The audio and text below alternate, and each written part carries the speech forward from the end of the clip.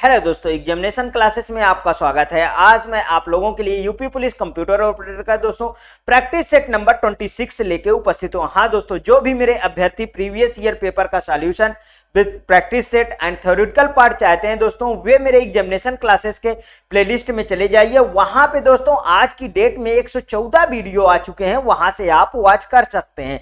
आइए दोस्तों, चलिए 26वां वीडियो जो है हम प्रैक्टिस सेट का 26वां वीडियो हम डिस्कस करते हैं दोस्तों। इसमें मैं पहले लास्ट के 5 क्वेश्चन डिस्कस करूंगा, उसके बाद फिर से मैं बैक आऊंगा।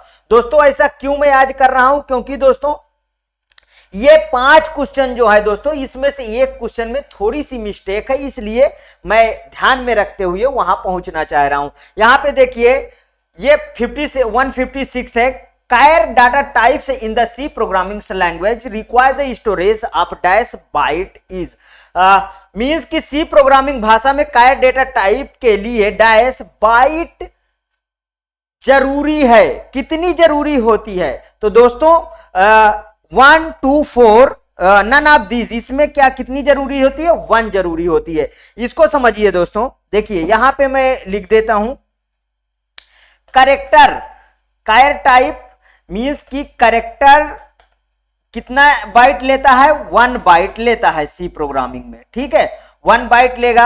इंटीजर कितना लेता है? इंटीजर दोस्तों 2 बाइट लेता है, ठीक है। और इसके बाद फ्लोट कितना लेता है दोस्तों? फ्लोट 4 बाइट लेता है।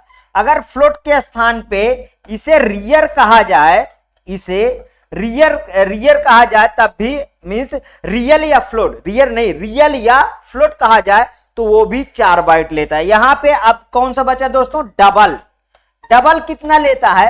तो डबल 8 बाइट लेता है। समझिए अब बात को। तो यहां पे आपका जो आंसर है वो करेक्टर 1 बाइट, ये पहला वाला सही है, ठीक है। लेकिन बता दो दोस्तों, सी प्रोग्रामिंग आपके सिलेबस में नहीं दिया हुआ है।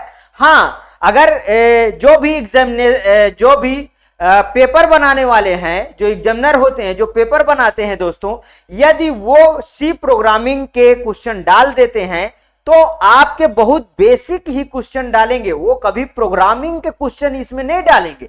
मान लीजिए सिलेबस से हट के 1 2 3 क्वेश्चन आ भी जाते हैं तो आप ओवरव्यू थोड़ा सा इधर उधर बेसिक के क्वेश्चन देख लीजिए, वो बहुत कठिन नहीं है। इसी तरीके के क्वेश्चन आ सकते हैं, यदि आ जाएंगे तो आप कर भी लेंगे, ठीक है। वैसे भी मैं प्रैक्टिस सेट में अगर यदि ये मिलते हैं, जैसा कि आप जानते हैं कि हम यूथ पब्लिकेशन वाला प्रैक्टिस सेट इस समय डिस्कस कर रहे हैं, आ जाते हैं तो मैं उसको पूरा डिटेल से इसी तरीके डिस्कस कर दूंगा, तो आप बिल्कुल भी चिंता मत करिएगा, ठीक है। चलिए नेक्स्ट क्वेश्चन पे। इस क्वेश्चन में मुझे दोस्तों डाउट है, D735 base 16 XOR FE15 base 16 is equal to, दोस्तों यहां पे 7 नहीं होगा, यहां पे 6 होगा। इस क्वेश्चन को मैं एनालिसिस किया तब मुझे पता चला, नहीं तो आपका जो है ऑप्शन मैच नहीं करेगा, ध्यान रखिएगा। तो यहां पे क्या होना चाहिए? यहां पे 6 होना चाहिए। यहां पे जब हम 6 करके, अभी देखिए आपके सामने में लगा के दिखाता हूं, तब ये बिल्कुल करेक्ट जाएगा, ठीक है। ये यहां पे मैं 6 डाल दिया, ठीक है। अब हम लोग इसको सॉल्व करेंगे। तो इसको पहले सॉल्व करने से पहले कुछ चीजें बेसिक समझ लेते हैं। पहली बात तो XOR गेट को हम समझ लेते हैं। XOR गेट को समझते हैं तो देखिए दोस्तों, XOR गेट का मैंने सिंबल जब थ्योरी वाला वीडियो था उसमें मैंने आपको डिस्कस किया था। ये है XOR A B और Y आउटपुट। इसका टेबल बना लेते हैं। चलिए यहां पे टेबल बना के दिखाता हूं, ठीक है। इसकी टेबल नहीं आप भूलिएगा, बस तो आप सब कर लेंगे। देखिए A B इनपुट लिया, Y आउटपुट लिया, समझिएगा 0 0 0 1 1 0 और 1 1। तो यहां पे जो डिफरेंट इनपुट होगा उसी में इनपुट हाई आएगा, उसी का आउटपुट जो है हाई आएगा। सेम इनपुट के आउटपुट लो होंगे, ये बात आपको याद आई। जिन भी अभ्यर्थियों को, हाँ पहली बात समझिए, कुछ मेरे स्टूडेंट ने ये मुझे कमेंट किया कि सर एलजेब्रा वाले, बुलियन एलजेब्रा वाले टॉपिक में हमें क्वेश्चन करने में बहुत दिक्कत आती है। तो प्लीज और प्लीज मैं ये कहना चाहूंगा कि प्रीवियस में मैं बुलियन एलजेब्रा की बहुत सारी वीडियो बना चुका हूं, आप उन्हें वॉच करिए। कभी भी गलती नहीं होगी। इसी तरीके हवा में क्वेश्चन को उड़ाएंगे। देखिए अभी कितना सिंपल है, ये लगता बड़ा है, बहुत सिंपल क्वेश्चन है। इसका अगर मैं आउटपुट लिखूं दोस्तों तो इसका आउटपुट क्या हो जाएगा, ए बार बी और प्लस बी ए बार, ठीक है, या ए बी प्लस बी ए। तो ए बार बी हुआ, एक बार इधर बार इसमें लगेगा तो दूसरा वाला दूसरे वाले में बार लगेगा। इसको और भी तरीके हैं लिखने के लिए, ए और यहां प्लस लगाइए और ये ऐसे लिख दीजिए, ये भी सही है दोस्तों, चाहे आप जो लिख दीजिए, दो में से एक सब सही है, ठीक है। अब यहां पे आ जाइए, इस क्वेश्चन को हम सॉल्व करते हैं। देखिए यहां पे जो डिफरेंट इनपुट थे उसी में हाई हुआ था, ध्यान रखिएगा, इसी से ये क्वेश्चन पूरा सॉल्व हो जाएगा। अब इसको पहले ये हेक्सा है तो हेक्सा के अकॉर्डिंग इसको बाइनरी में लिखते हैं, समझिए। तो अब हेक्साडेसिमल में मैं आपको बताया था, यहां और एक टर्म लिखिए, 10, 11, 12, 13, 14 और 15। दोस्तों 10 को क्या लिखते हैं, कैपिटल ए, 11 को कैपिटल बी, 12 को कैपिटल सी, 13 को कैपिटल डी, 14 को कैपिटल ई और 15 को कैपिटल एफ लिखते हैं। याद आया ये टर्म याद आया कि नहीं याद आया, ठीक है। इसी से अब बहुत आसानी तरीके से हम लिख लेंगे। देखिए हम यहां से शुरू करते हैं, D635 का पहले बाइनरी लिखेंगे। तो अब एक एक करके लिखिए, यहां पे 5 से स्टार्ट करता हूं। देखिए 5 से 0 1 0, देखिए 4 डिजिट में आपको लिखना है, 4 डिजिट में, क्योंकि हेक्सा है 4। इसको मैं कैसे लिख लेता हूं, तो 1 2 4 8 वाली सीरीज आपको याद है, आप भी लिख लेंगे। 3 को लिखना है 1 1 0 0, थोड़ा सा गैप बनाइए क्योंकि अभी बहुत सारा ऑपरेशन इसमें करना होगा। 4 को लिखिए 4 2 6, 4 2 6, मतलब इधर भी 0 इधर भी 0, 6 लिख गया। इधर डी लिखिए, डी कितने पे, 13, मतलब 8 4 12 1 13, 8 4 12 1 13, ये देखिए लिख गया। अब इसको FE15 को लिख लीजिए, इसके नीचे FE15 को लिख लीजिए। चलिए 5, फिर वही 5 आ गया, 5 आ गया ना, तो 5 का बाइनरी लिख लीजिए, ऊपर वाला ही कॉपी कर लीजिए, कॉपी हो गया। 1 का लिख लीजिए, ये लीजिए 3 0 आ गया। फिर ई का लिख लीजिए, ई कितना है, यहां पे देखिए 14 है, मतलब 8 4 12 और 2 14, मतलब कि 111 0 आ गया। यफ आएगा 15 से, तो 15 का तो जानते हैं आप, 4 चारों जो है 0 आ जाएंगे। अब यहां पे आ जाइए, यहां पे देखिए सेम है 0। अब इसका XOR ऑपरेशन करना है, यहां पे मैं ये वाला टर्म लगा, ये वाला XOR ऑपरेशन आपको करना है। तो देखिए जब सेम टू सेम है तो क्या होगा आउटपुट 0 होगा, ए भी 0 ए भी 0 ए भी 0, ठीक है, 0 0 आ गया, ए भी 0 आया दोस्तों, ये आया यहां पे 1 आया, ए भी 0 ए भी 0 आ गया, ये 0 आ गया, ए भी 0 आ गया, ए भी 0, ये यहां पे 1 आ गया। ये समझ में आ रहा है ना, देखिए सेम टू सेम 0 डिफरेंट 1, ये 0 आ गया, यहां पे 1 आ गया, और ये 0 आया, ये 0 आया, समझ में आया। तो अब समझिए इसका जो आउटपुट आया, देखिए आउटपुट में क्या आ गया, इसको हम क्या लिखेंगे, इसको लिखेंगे 0 और इसको लिखेंगे 2, इसको क्या लिखेंगे 2 लिखेंगे, और ये किसकी बाइनरी है, 8 की बाइनरी है, और ये 2 आ गया। तो हमारे पास जो आउटपुट आया दोस्तों 2820 हेक्सा, इसमें कहीं मैच कर रहा है, ये देखिए 2820 का बेस 16 हेक्सा। समझ में आया इतनी बात यदि समझ में आया दोस्तों, तो इसी तरीके के इसमें इसी लेवल के क्वेश्चन आएंगे और आप बिल्कुल हवा में इसका आंसर देंगे, यदि आपके पास प्रैक्टिस है तो, ये ध्यान रखिएगा। इसलिए बहुत जरूरी है आप वहां मेरे प्लेलिस्ट पे जाइए कंप्यूटर वाले, और वहां से इस तरीके के वीडियो को आज के देखिए। कितना simple question, which one of the following is equal to, ये इसका जब खोलेंगे, यहां पे देखिए इस वाले को खोलेंगे, जब इसको खोलेंगे तो इसका सिंबल चेंज हो जाएगा। इसका जब सिंबल चेंज हो जाएगा मींस कि और है तो यहां पे एंड हो जाएगा और ये टूट जाएगा, ये टूट गया, देखिए टूट गया ना, मतलब जो बार लगा था वो टूट जाएगा और इसका सिंबल चेंज हो जाएगा। कितना आसान क्वेश्चन है, इसमें ढूंढ लीजिए, कहीं पे दिख रहा है, ये देखिए A.B bar A dot B, A bar dot B, A bar dot B bar, ये पहला, ये मतलब लास्ट चौथा वाला ऑप्शन बिल्कुल सही है, बिल्कुल सिंपल है ना। Next question, which of the following binary number is equal to octal. Octal, ये देखिए यहां पे ऑक्टल, ऑक्टल का बेस कितना होता है, ऑक्टल का बेस होता है 8 होता है, ध्यान रखिएगा, ऑक्टल का बेस 8 होता है। देखिए एक बार इधर देख लीजिए, बाइनरी का कितना होता है, बाइनरी का 2 होता है, डेसिमल का कितना होता है 10 होता है, ठीक है। ऑक्टल का कितना होता है, ऑक्टल का होता है 8, और हेक्सा का कितना होता है, हेक्सा का होता है 16। ये सब बेस है दोस्तों, ये सब मैं डिस्कस कर चुका हूं, ध्यान रखिएगा। अब आ जाइए, इसको 3-3 के पेयरिंग में हम सॉल्व करते हैं। इसका कितना होता है, 3-3 का पेयरिंग होता है, तो 3-3 के पेयरिंग में आपको इसकी बाइनरी लिख देना है बस।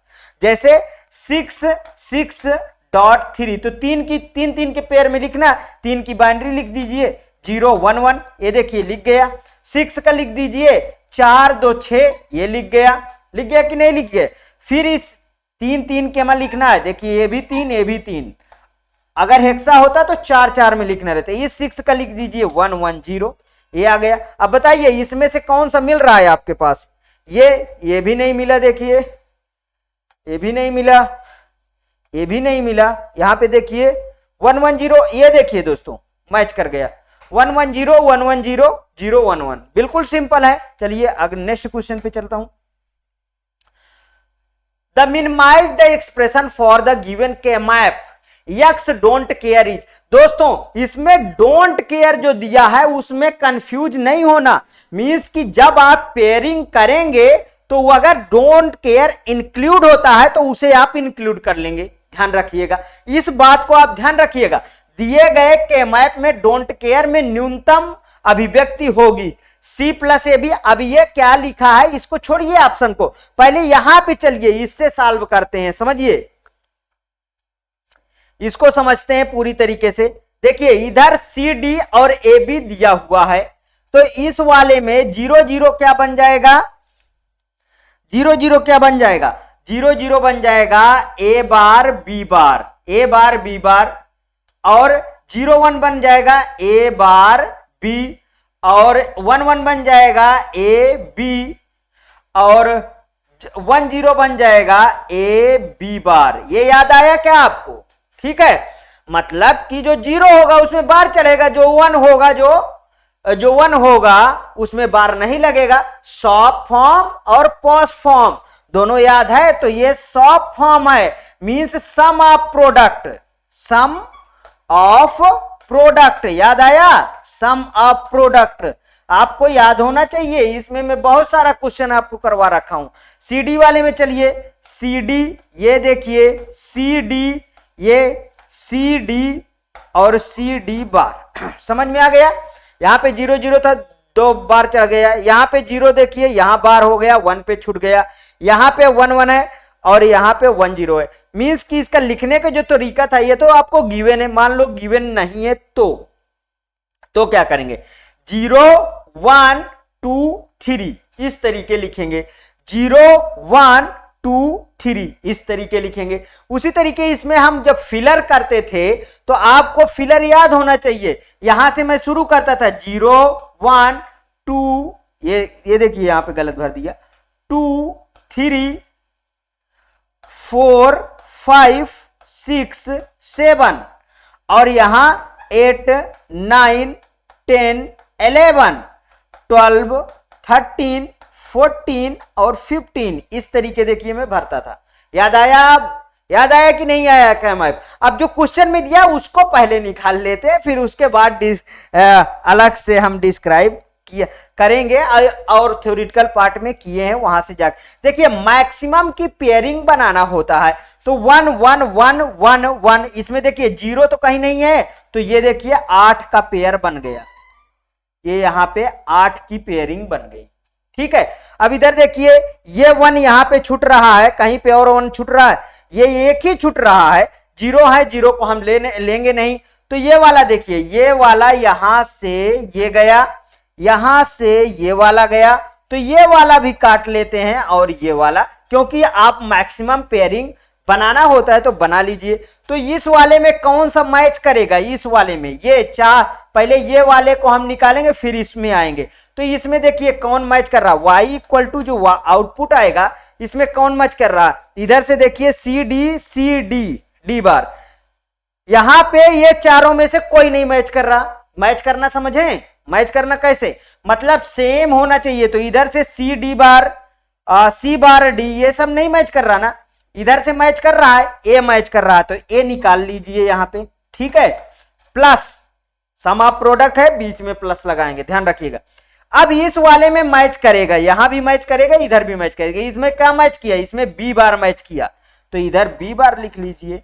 और इसमें क्या मैच किया, यहां पे डी बार मैच किया, यहां पे डी बार लिख लीजिए। ये आपका आ गया answer, A plus B bar D bar, कहीं पे मैच किया, A plus B bar D bar, ये A plus B bar D bar. बहुत सिंपल होता है दोस्तों के मैप से तो कभी डरना ही नहीं है, जो भी क्वेश्चन आएगा आंधी में उड़ जाएगा, ध्यान रखिएगा।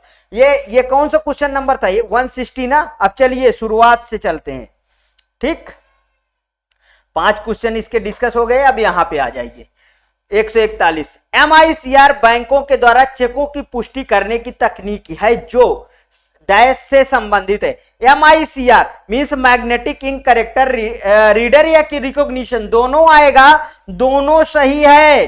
रीडर या रिकॉग्निशन, कितनी बार चिल्लाऊं, दोनों सही है, ठीक है। पहला ही ऑप्शन इसका सही हो गया, पहला ही ऑप्शन सही हो गया। मैग्नेटिक इंटेलिजेंट करेक्टर रिकॉग्निशन नहीं, मैग्नेटिक इंफॉर्मेशन केबल रिकॉग्निशन नहीं, मैग्नेटिक इंश्योरेंस केस रिकॉग्निशन नहीं। दोस्तों जिस क्वेश्चन में डिस्क्रिप्शन अधिक होगा उसमें अधिक दूंगा, जिसमें नहीं होगा नहीं। ये तो पूरा लिखा ही है थ्योरी, इसका जो है मैग्नेटिक इंक करेक्टर रिकॉग्निशन का पूरा डिफिनीशन ही छाप दिया है कि बैंक MICR बैंकों के द्वारा चेकों की पुष्टि करने के लिए प्रयुक्त कौन सा होता है, MICR, ठीक है।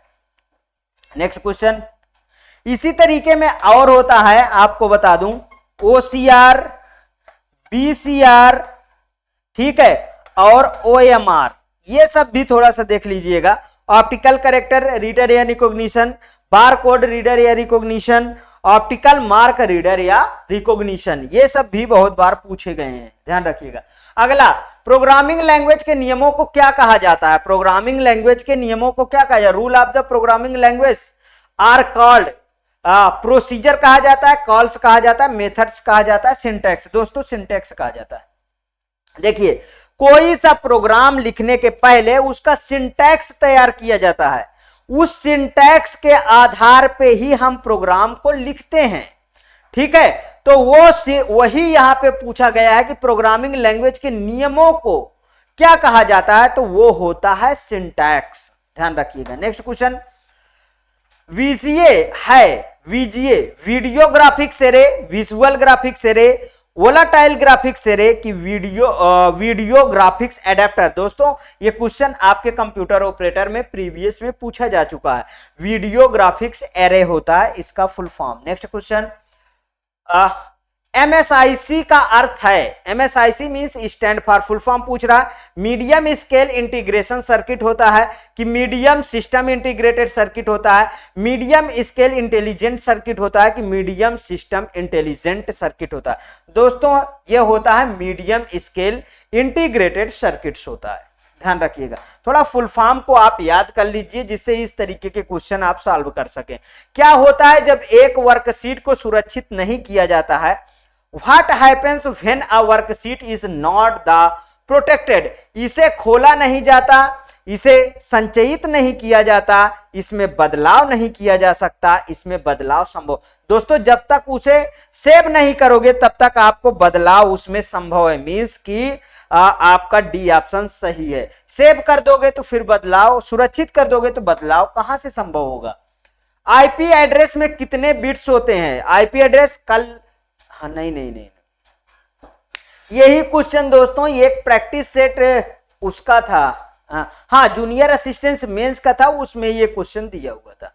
वहां पे मैं डिस्कस किया था। हाँ दोस्तों, मैं बता दूं कि जूनियर असिस्टेंट जो मेरा प्रैक्टिस सेट चला रहा हूं दोस्तों, वहां से आप रीजनिंग और जीके के थोड़ा बहुत क्वेश्चन आप देख सकते हैं, आपके लेवल के उसमें भी रीजनिंग और जीएस के क्वेश्चन मिल जाते हैं। ठीक है दोस्तों, थोड़ा सा देखते रहिए। अभी हमारे अमित सर हैं, वो जल्द से जल्द आपके सामने जो है वीडियो लाएंगे जीके की। ठीक, ध्यान रखिएगा। IP address consist of the how many bits, 16 bits, 8 bits, 30 bits की 32 बिट, 32 बिट होता है। देखिए IPv4 में ऐसे होता है, एक डॉट के द्वारा इसे हम सेपरेट करते हैं ऐसे, और इनमें सब में 8 बिट्स होती हैं, तो 8 चौक 32 बिट होता है। दोस्तों अगर मैं बात करूं कि IPv6 में कितना होता है, तो 128 होता है, 128 बिट। बहुत बार एक क्वेश्चन पूछा गया है, रिपीटेड क्वेश्चन है दोस्तों। 128 बिट आप लगाइएगा, नॉट 64 बिट। ध्यान रखिएगा, बहुत ज्यादा कंफ्यूजन में लोग बाग इसमें 64 लगा देते, नहीं 128 होता है, ध्यान रखिएगा। ठीक, नेक्स्ट, टीसीपी आईपी मॉडल में कितनी परतें होती हैं? 4 परतें होती है, बहुत बार पढ़ चुके हो। 4, 5, 6, 7, तो इसमें 4 परतें होती हैं। अब थोड़ा सा समझ लीजिए, पहले OSI मॉडल की लेयर है, उसके बाद TCP IP मॉडल की लेयर में अपने आप समझ में आ गए। मैं आपको बताया हूं कि OSI मॉडल में 7 लेयर होती हैं। ठीक है, 7 लेयर होती हैं। जो मैं एक कोड देता था आपको, ध्यान रखिएगा, आप ST नहीं दे पाएंगे, आप ST नहीं दे पाएंगे, याद आया, नहीं दे पाएंगे। ठीक है, यहां से देखिए, अब मैं इन 7 लेयर को सिर्फ ये मेरा जो एक कहिए कोड है, उसके अकॉर्डिंग मैं इन सब को लिख लूंगा। कैसे, समझिएगा थोड़ा सा। देखिए यहां पे P मतलब पहला number physical layer, physical layer. ठीक है, दूसरा क्या है, यहां पे D। ठीक है, ये हो गया P, यहां पे D। डाटा लिंक लेयर, बहुत आसान सा तरीका आपको बता रहा हूं याद करने का, डाटा लिंक लेयर। उसके बाद यहां पे देखिए N है, मींस तीसरा है नेटवर्क लेयर, नेटवर्क लेयर। बहुत बार इस क्वेश्चन को भी मैं बता चुका हूं। यहां से ST को आप जानते हैं, ST क्या है, स्पीड टेस्ट। ठीक है, आप ST ने स्पीड टेस्ट, स्पीड टेस्ट तो आप भी देते होंगे। तो चौथा नंबर पे क्या है दोस्तों, ट्रांसपोर्ट लेयर, ट्रांसपोर्ट लेयर। ठीक है, पांचवा है S से क्या होगा, सेशन लेयर, सेशन लेयर, याद आया। अब आप मतलब कि A होगा, A और P, तो यहां पे लिखिए छठवां प्रेजेंटेशन लेयर, प्रेजेंटेशन लेयर। और यहां पे सातवां दोस्तों A से क्या होगा, एप्लीकेशन लेयर। अब OSI मॉडल की 7 लेयर यदि आपको कंप्लीट है, तो उसकी 6 लेयर तो बहुत आसानी से हम लोग कंप्लीट कर लेंगे। ठीक है, चलिए, इसमें 4 लेयर होती हैं, तो चारों लेयर को यहां पे समझते हैं। चलिए 4 लेयर लिखिए। पहला इसमें एप्लीकेशन लेयर, एप्लीकेशन लेयर। फिर इसमें दूसरा लिखिए ट्रांसपोर्ट लेयर,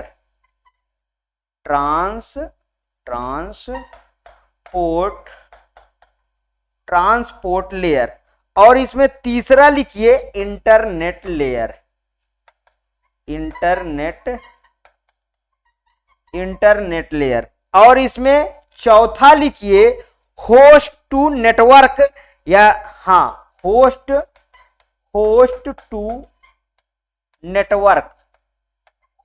टू नेटवर्क। ये कैसा बनता है, इसको भी थोड़ा डिस्क्राइब करता हूं। डाटा लेयर और फिजिकल लेयर से बनता है। Data layer plus physical layer से ये बनता है। तो अब चारों लेयर आपको समझ में आ गई टीसीपी/आईपी की। और इसका फुल फॉर्म लिख लीजिए दोस्तों, transmission control protocol, transmission control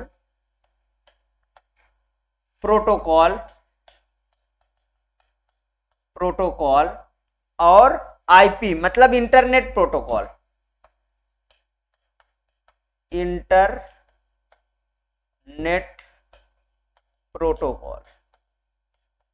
protocol क्या होता है दोस्तों? प्रोटोकॉल होता है सेट ऑफ रूल। अब नेटवर्क में आपको बोलना है तो आगे लगा दीजिए ऑन अ नेटवर्क। बिल्कुल सिंपल से डिफिनीशन याद कर लीजिए, set of rule on a network, वही होता है प्रोटोकॉल। नेक्स्ट क्वेश्चन देखिए, जिसमें डिस्क्रिप्शन की जरूरत थी फुल डिस्क्रिप्शन दिया। सी प्रोग्रामिंग लैंग्वेज की रचना किसने किया था? Who created the C programming language? कौन कौन से है option? Ken Thompson, Dennis Ritchie, Robin Milner, क्रिएदेन नेक ने। तो दोस्तों डेनिस रिची ने, अब इनको थोड़ा सा समझिए, डेनिस रिची ने वेल लैब में 1972, कब? वेल लैब में 1972 में जो है सी की रचना किए थे। बेल लैब में 1972 में सी की रचना किए थे। यही दोस्तों डेनिस रिची ही सी के जन्मदाता हैं, याद रखिएगा, ठीक है। इस तरीके के सिंपल सी प्रोग्रामिंग से क्वेश्चन आएंगे, आप कर लेंगे। Syntax analysis are done before. Syntax analysis किससे पहले किया जाता है? लेक्सिकल एनालिसिस से। बिल्कुल सिंपल क्वेश्चन है। लेक्सिकल एनालिसिस के, सिंबल एनालिसिस के, इंस्ट्रक्शन एनालिसिस के, डाटा एनालिसिस तो लेक्सिकल एनालिसिस से किया जाता है। Which of the following is not an operating system? निम्न में से कौन सा ऑपरेटिंग सिस्टम नहीं है? विंडो एक्सपी बिल्कुल है, विंडो एनटी बिल्कुल है, और विंडो 7 तो आप जानते हैं अभी भी यूज हो रहा है, और यहां पे विंडो 90 नहीं है, तो यही सही है। इस समय कौन सा विंडो लेटेस्ट चल रहा है दोस्तों? लेटेस्ट जो विंडो चल रहा है, पूछा जा सकता है, ध्यान रखिएगा, वे है विंडो 11। लेटेस्ट विंडो कौन सा चल रहा है? विंडो 11 चल रहा है, विंडो 11 चल रहा है, ध्यान रखिएगा। अभी 11 में 2 और आएंगे, इसका प्रो वर्जन आना है, ठीक है। उसके बाद अगर मैं बात करूं कि विंडो 12 कब आएगा दोस्तों, तो आगे फर्दर 2030 में जो है आएगा दोस्तों, इसके बाद विंडो 12, नहीं तो इसी का अभी और इंप्रूवमेंट वर्जन आएंगे। अभी तो यही है, आगे डेट चेंज होती रहती है, आप तो जानते हैं इसको, ठीक है। Next question, what is the full form of HTML? बिल्कुल simple, hyper text markup language. कहीं दिख रही है क्या? हाइपर टेक्स्ट मार्कअप लैंग्वेज, कहीं और देखना ही नहीं है, बिल्कुल याद कर लीजिए। हाइपर टेक्स्ट, यहां पे the hyper text markup language, hyper text machine नहीं, none of this, B option बिल्कुल करेक्ट है। Next question, the person who is having the central control over data and program accessing that data. व्यक्ति जो data और इसका इस्तेमाल करने वाले प्रोग्राम पर केंद्रीय नियंत्रण करता है, वो डैश कहलाता है, DBA कहलाता है। DBA developer, database design, non of this, तो DBA कहलाता है। देखिए इसका फुल फॉर्म लिख लीजिए दोस्तों, इसका फुल फॉर्म लिखिए, डिजाइन बिजनेस एसोसिएशन। डिजाइन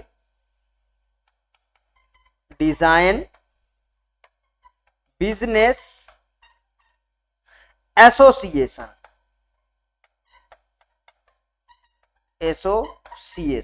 ठीक है, इसका फुल फॉर्म है DBA। नेक्स्ट क्वेश्चन,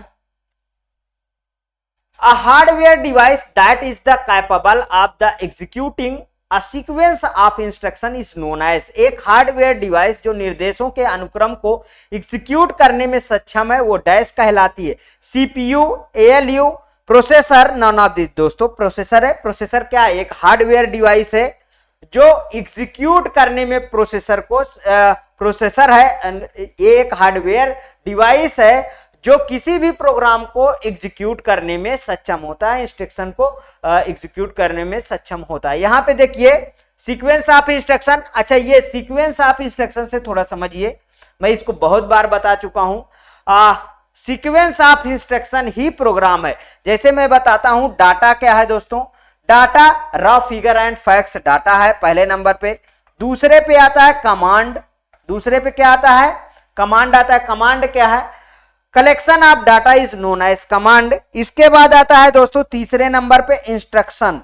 तीसरे नंबर पे क्या आता है, इंस्ट्रक्शन आता है, मींस कलेक्शन ऑफ कमांड और मीनिंगफुल डाटा इज इंस्ट्रक्शन। चौथे नंबर पे आता है दोस्तों प्रोग्राम। प्रोग्राम क्या है समझिएगा, प्रोग्राम क्या है, collection of instruction is a program. वही है दोस्तों सीक्वेंस ऑफ इंस्ट्रक्शन। ठीक है, इसके बाद बन जाता है सॉफ्टवेयर। ध्यान रखिएगा, सॉफ्टवेयर क्या है, collection of program is known as software. इसका फुल फॉर्म लिख लीजिए, central processing unit. Central processing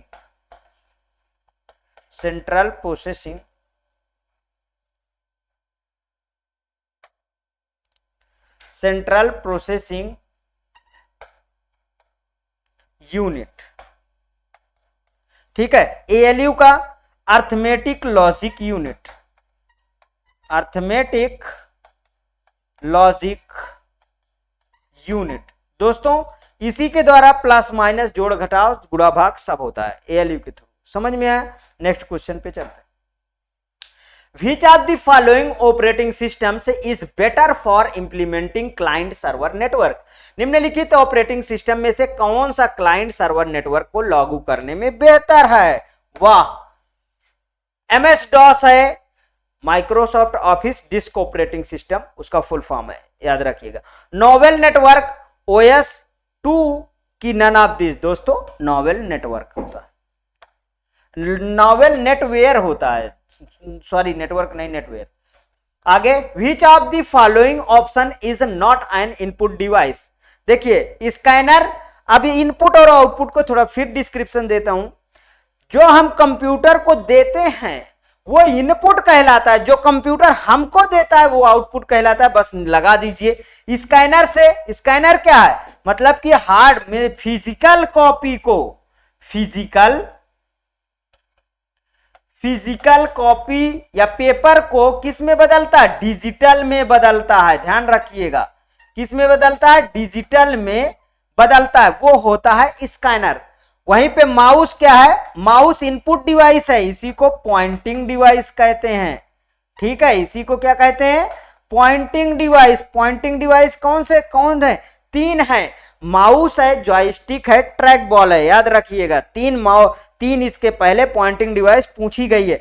printer क्या है, वो है दोस्तों आउटपुट डिवाइस, जो आपको हार्ड कॉपी प्रोवाइड करता है। ठीक है, ये output device, none of this, तो कोई ऑप्शन ही नहीं। ये रहे दोस्तों, इसके बाद ये क्वेश्चन आपके फिर यहां से रिपीट हो गए, मींस ये रहे आपके पूरे के पूरे 20 क्वेश्चन जो मैं डिस्कस किया। यदि दोस्तों इस तरीके के प्रैक्टिस सेट आपको पसंद है तो प्लीज और प्लीज मेरे एग्जामिनेशन चैनल को आप सब्सक्राइब करिए, मेरा वीडियो लाइक करिए, ज्यादा से ज्यादा दोस्तों में शेयर करिए। हाँ, अपनी प्रतिक्रिया हर एक वीडियो में जरूर दीजिएगा दोस्तों, ये मेरा हाथ जोड़ के गुजारिश है, क्योंकि ये फ्री इनिशिएटिव क्लास सिर्फ आपके कमेंट ओरिएंटेड क्लास चलती है। ओके दोस्तों, थैंक यू दोस्तों।